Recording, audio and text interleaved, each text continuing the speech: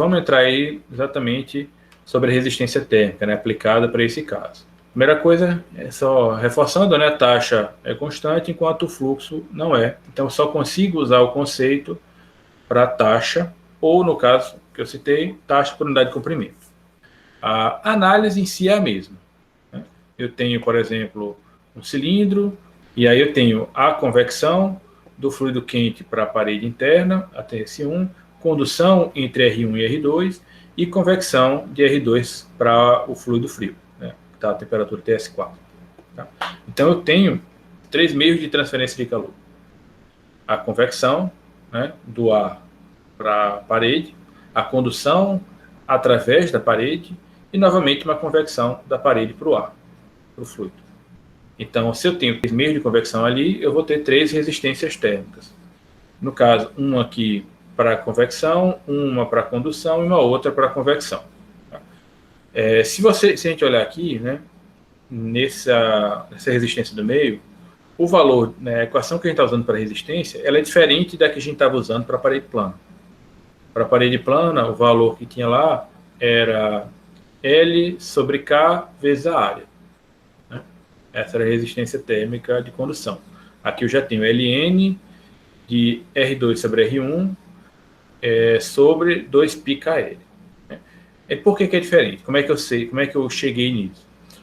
Basta a gente lembrar da própria definição da resistência térmica. Resistência térmica, diferença de temperatura sobre taxa.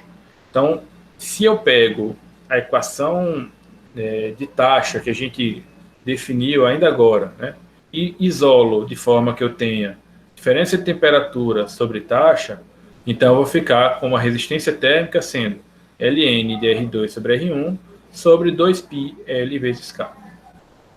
É exatamente o que a gente tem aqui. Tá bom? Então, essa é a resistência térmica de condução num sistema cilíndrico. E se a gente olhar, tem uma pequena diferença também nas resistências de convecção, que é simplesmente que eu já peguei e me detalhei mais como é que eu calculo a área, né? Qual é o valor de área desse meu termo. Tá?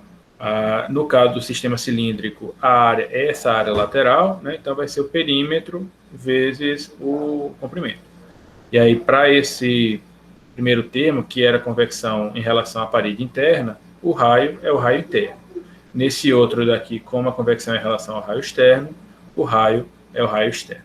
Então, sempre peguem o raio, né, tenham esse cuidado para pegar o raio relacionado com a superfície que efetivamente está trocando calor por convecção. Pronto. E aí, como eu posso montar esse circuito térmico, eu consigo analisar seguindo aquelas duas ideias que a gente viu, né, na aula passada. Ou analisar resistência por resistência, né, ou analisar trechos do meu circuito. Certo? Então, como a taxa ela é constante, então a taxa vai ser igual à taxa que eu vou encontrar nesse primeiro trecho, vai ser igual à taxa que eu vou encontrar nesse segundo trecho e a taxa que eu vou encontrar nesse terceiro trecho. Né? Exatamente o que está mostrado aqui. ΔT sobre a resistência.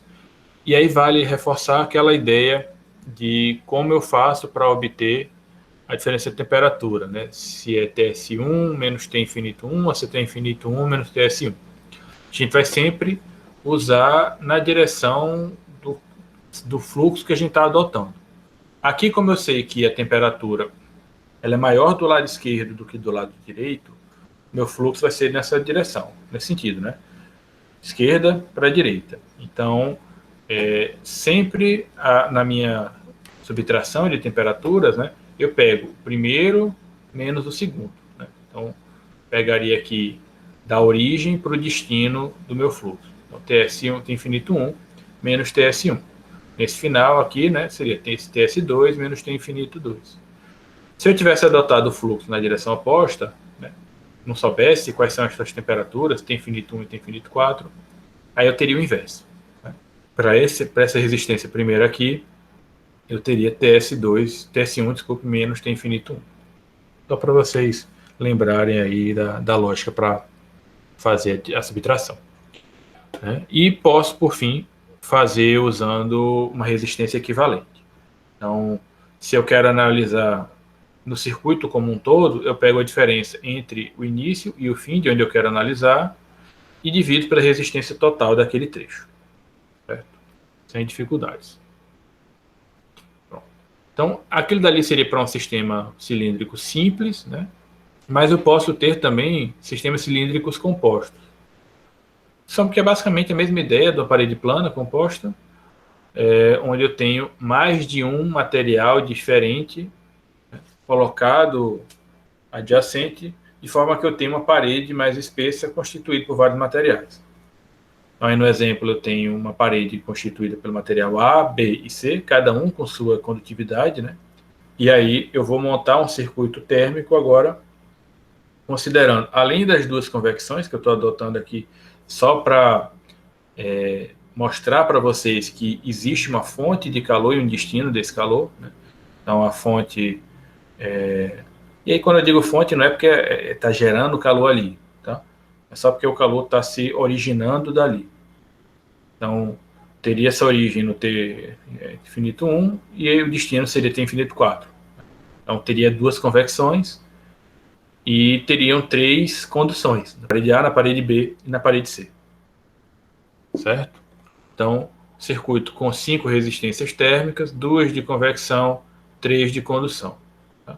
E aí a mesma coisa, posso analisar resistência cada uma delas ou trechos do circuito. Tá bom?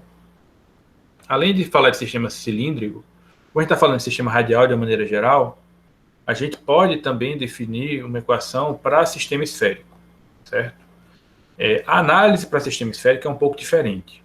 Tá? Ela não se baseia necessariamente nessa ideia de pegar a equação geral, simplificar, pegar a equação ali, né, depois de feitas as considerações, encontrar uma solução geral para encontrar a equação de temperatura e jogar na lei de Fourier. Certo? A análise da condição em sistema esférico é um pouco distinta.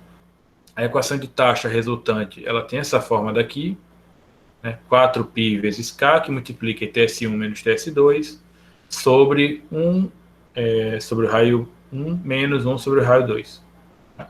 E aí, em decorrência disso, né, a resistência de contato, resistência térmica, ela tem essa forma que está mostrada aí embaixo.